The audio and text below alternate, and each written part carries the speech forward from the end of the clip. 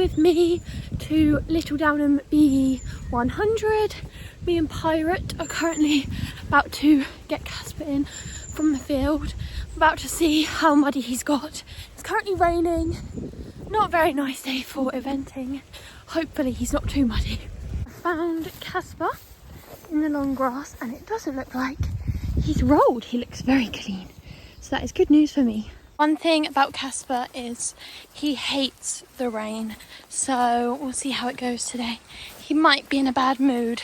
Just plaited Casper's mane and washed his legs and his tail. You can't see because I put the fly rug on him. Now going to plait his forelock and then load up. It is forelock and then these are the other plaits and we are ready to go. Arrived at Little Downham and unfortunately it was raining, so here's Casper ready to get tacked up with his rug on because it was raining. But then luckily the skies cleared up and I actually didn't get wet the whole rest of the day. So Casper got a 26.8 in this dressage test, which is our personal best at B level. I was really happy with him in this test. In the warm-up I went for something a bit different. The first two events I've been trying to contain his energy, but that's meant that the tests haven't had his usual sparkle and connectedness.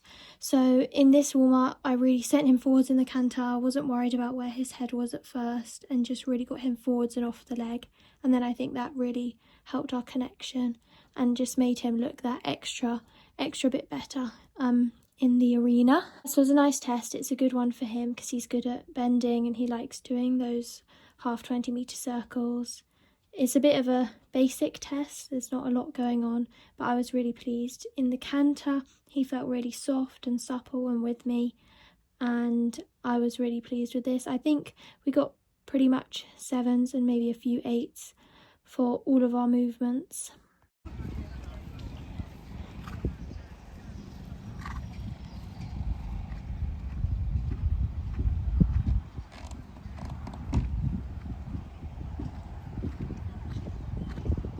I am proud of his transition to trot here because sometimes he can really hollow in the downwards transitions, and I felt that he really stayed connected and with me. I think we got an 8 for that, so that was nice. And he's really balanced as a horse. He's really straight and balanced, complete opposite of Chloe, who you have to keep her quite straight because she likes to go crooked. He's very good at staying straight, so that was really nice transition. And then we're just going across the arena again and repeating those half 20-metre circles, which again I think he did really nicely.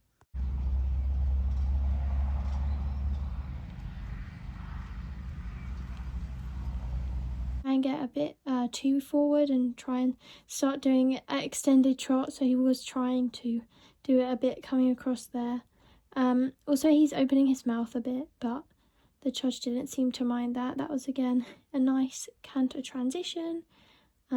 He is opening his mouth, which is something that he does in pretty much every dressage test. He likes to chew the bit. We've tried giving him horse chewing gum or giving him banana, but first of all he won't eat those, and second of all they don't work. So yeah, it's just something that we have to accommodate for. And almost finished the test now. Feeling happy because I have remembered the test, I've not gone wrong. And then again, a nice downwards transition there to trot, keeping nicely in balance.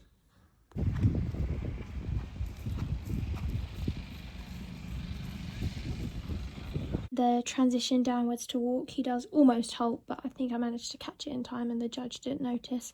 And then I'm really pleased with this free walk on a long rein because he really stretched down.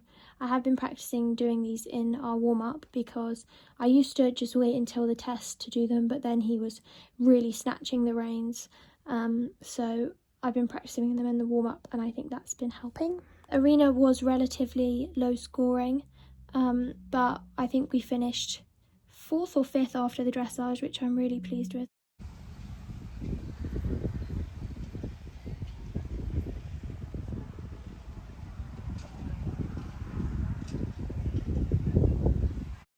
You can see that coming down the final centre line, he's getting a bit excited. He thinks he's going to do extended trot across the diagonal, and then a nice halt finish, just left that back leg. But yeah, I was really pleased with this test.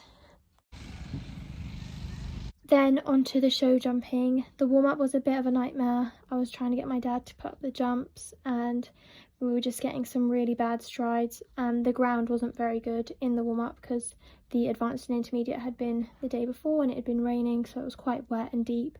But he jumps down that distance nicely and gets the right strides. And then we turn to this jump. Turning off a left rein is his weakest, and this course was basically pretty much, apart from this next double we come to, everything was off the left rein. So I knew I was really going to have to ride him, but I was really happy with this round. I thought it was nice and he grew in confidence as we went round. So we meet the double on a nice stride, and then he goes disunited here, and I'm trying to get him to change. He won't change, and I'm coming off the left corner like, but then eventually he does change and we get that to a nice stride.